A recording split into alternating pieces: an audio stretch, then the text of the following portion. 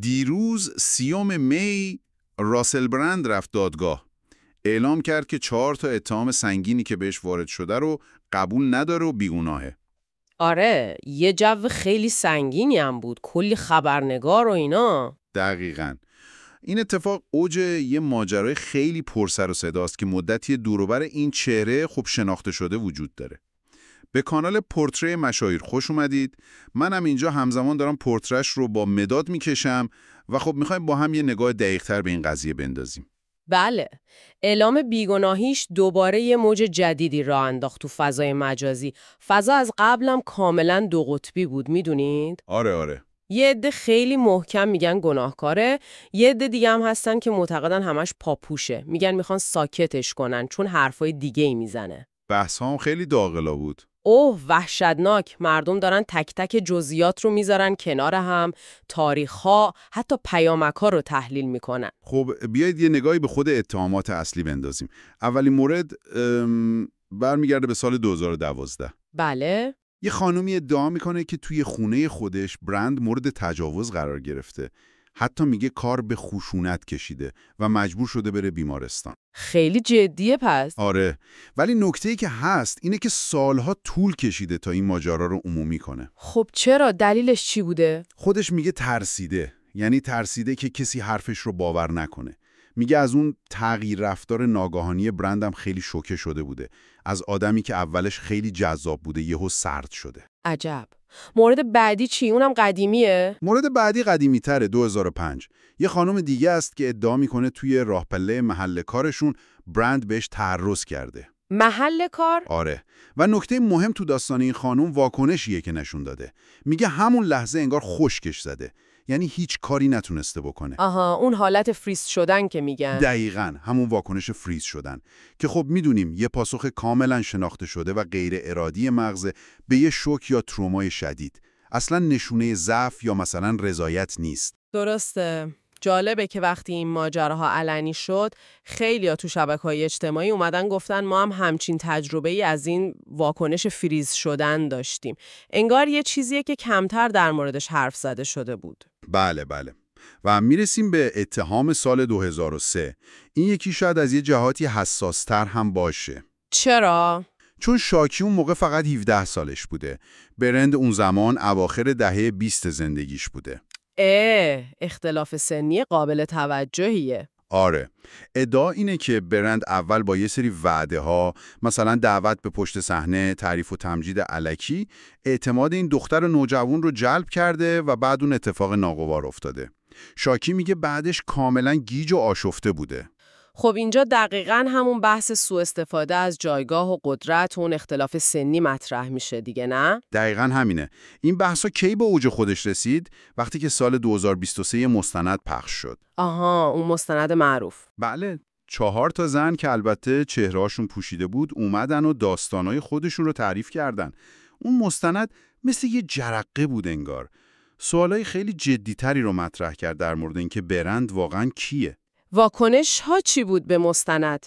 خیلی متفاوت بود. بعضیا حسابی شوکه شدن، انگار تصویر ذهنیشون ازش فرو ریخته بود.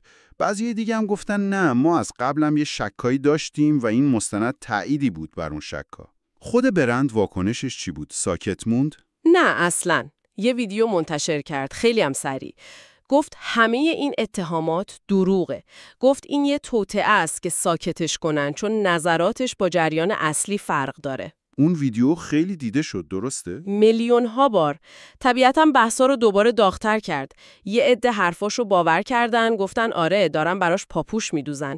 یه عده دیگه هم گفتن داره سعی میکنه موضوع اصلی رو منحرف کنه. و اونجا بود که دعوای آنلاین دیگه به اوج رسید. دقیقاً. یه طرف بحث فرهنگ کنسل کردن بود که میگفتن دارن برند رو قربانی میکنن و به خاطر اتهامات میخوان حذفش کنن. طرف دیگه میگفتن خب این زنها که دلیلی برای دروغ گفتن ندارن، باید حرفاشون شنیده بشه. همزمان مردم هم شروع کردن آرشیوا رو زیر و رو کردن، مصاحبه‌های قدیمی، استندآپاش. آره، دنبال حرفای ضد و نقیض میگشتن یا رفتارهایی که شاید قبلا به چشم نمی اومده بود ولی حالا با این اتهامات یه معنی دیگه‌ای پیدا میکرد. جالبه ها.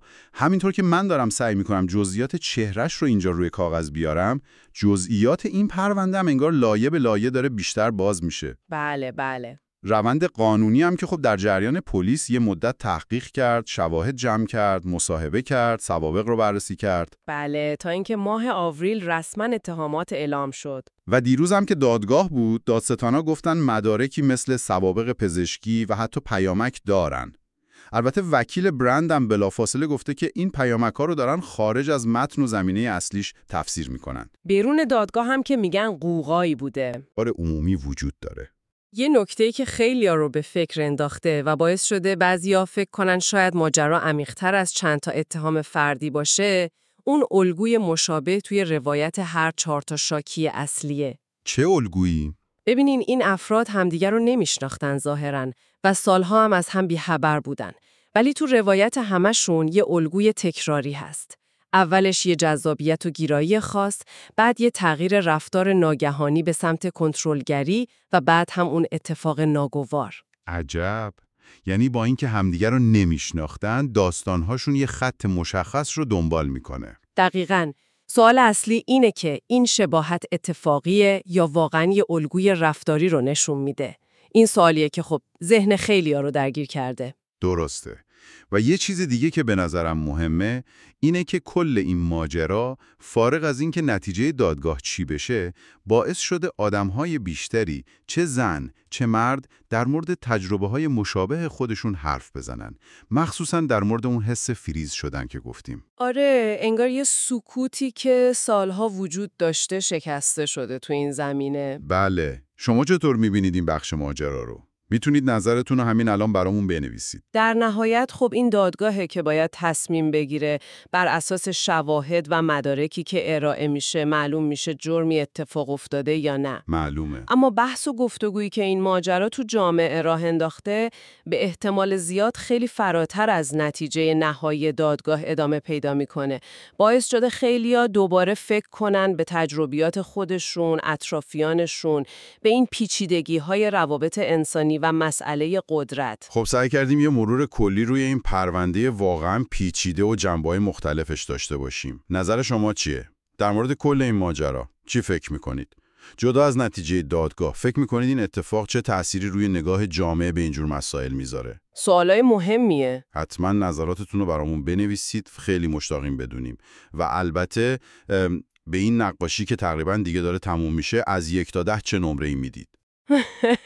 آره، نمره فراموش نشه. و اینکه دوست دارید نفر بعدی که پورترش رو میکشیم و در موردش صحبت میکنیم کی باشه؟ منتظر کامنتاتون هستیم.